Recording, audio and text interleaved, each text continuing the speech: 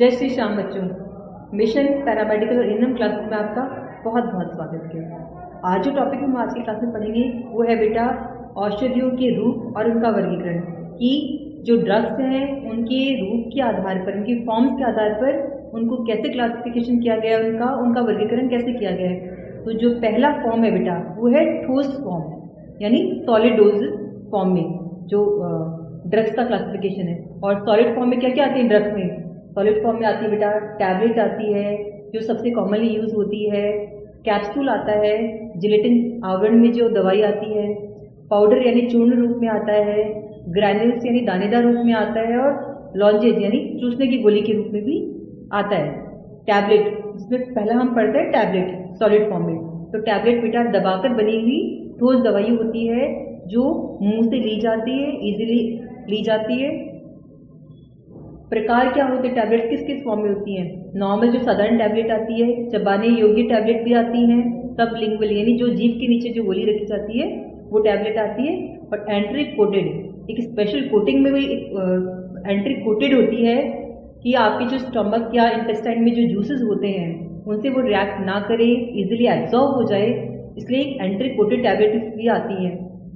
इनके क्या लाभ है टैबलेट का? कि सस्ती होती है, सुरक्षित होती है और आसानी से ली जा सकती है।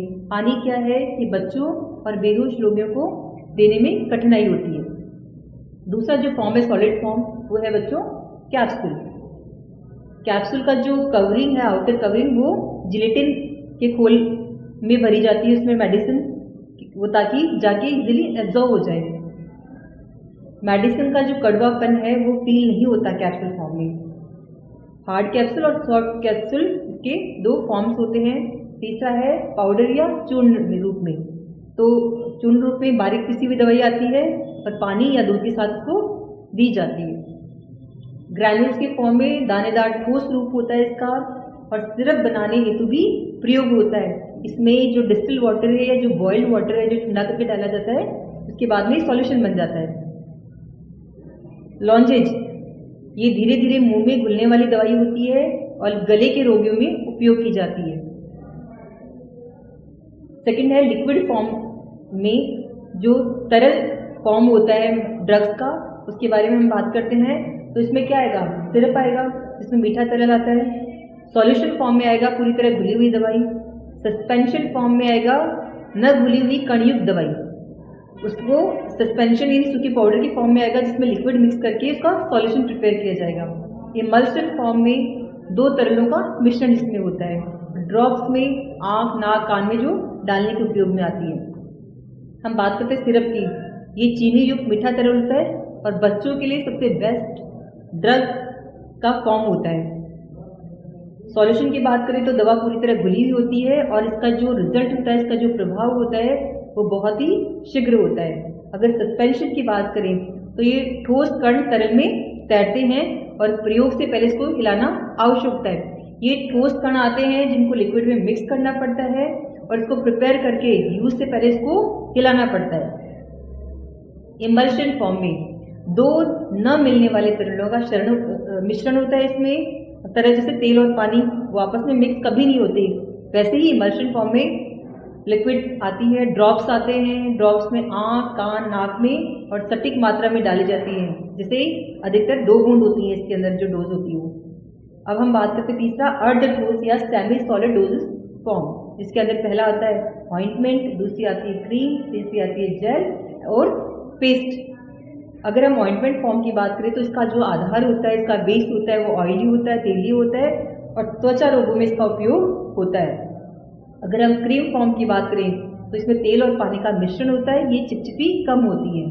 अगर हम जेल की बात करें तो इसको लगाने से ठंडक मिलती है और ये शीघ्र अवशोषित हो जाती है, इजीली एब्जॉर्ब हो जाती है स्किन में। अगर हम पेस्ट की बात करें तो इसका रूप गाढ़ा होता है और त्वचा सुरक्षा हेतु इसका उपयोग किया जाता है। अब हम जो चौथा फॉर्म है मेडिसिन का, ड्रग का, वो होता है गैसियस या फिर इनहेलेशन फॉर्म। तो गैसीय या श्वसन द्वारा लिया जाता है। इसका इनहेलर, निम्बुलाइजर और चिकित्सीय गैस जैसे ऑक्सीजन और नाइट्रस ऑक्साइड के रूप में इसका उपयोग किया जाता है।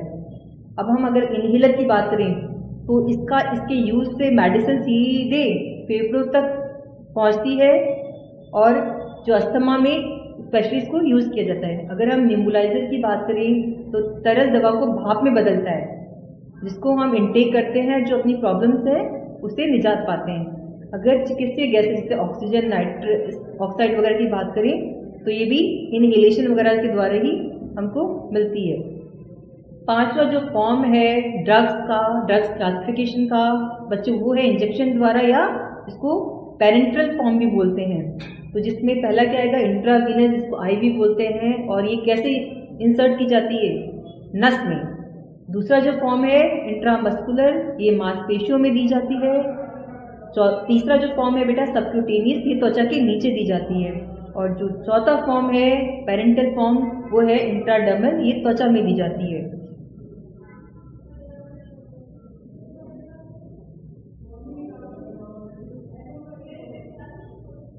विशेषताएं क्या है इसकी, जो पेरेंटल फॉर्म है उसकी विशेषताएं क्या है, ये बहुत ही शीघ्र इसका प्रभाव होता है, लेकिन ये प्रशिक्षित ट्रेंड व्यक्ति द्वारा ही इन फॉर्म में मेडिसिन लेनी चाहिए।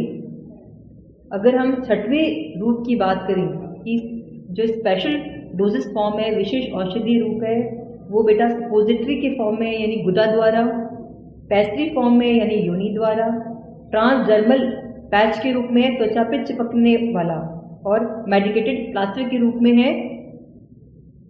अगर सपोजिटरी की बात करें तो ये गुदा के द्वारा दिया जाता है, इसका मार्ग है गुदा द्वारा, और ये बुखार उल्टी में उपयोग होता है। पैस्ट्री फॉर्म की बात करें तो योनि द्वारा, इसमें ड्रग्स इंसर्ट की जाती है। ट्रांसडर्मल पैच की बात करें तो इसमें एक पैच होता है जो आपकी स्किन पे लगा दिया जाता है, और धीरे धीरे स्किन द्वारा उस मेडिसिन का एब्जॉर्प्शन किया जाता है और आपके ब्लड तक पहुंचाया जाता है। इसका जो रिजल्ट है, इसका प्रभाव है, बहुत लॉन्ग टर्म तक रहता है, लंबे समय तक रहता है। मेडिकेटेड प्लास्टर की बात करें तो दर्द और सूजन में इसका उपयोग किया जाता है बच्चों। तो आई होप आज की क्लास आपको समझ आई होगी। जो ड्रग क्लासिफिकेशन उनके फॉर्म्स के आधार पर मैंने समझाया, वो बहुत अच्छे से समझाया होगा। तो बच्चों, मुझे सुनने के लिए थैंक यू सो मच। ऐसे ही नए नए टॉपिक्स के लिए जुड़े रहें हमारे ऑनलाइन प्लेटफॉर्म से। मेरे चैनल को लाइक, शेयर, सब्सक्राइब करें। थैंक यू बच्चों, बाय बाय।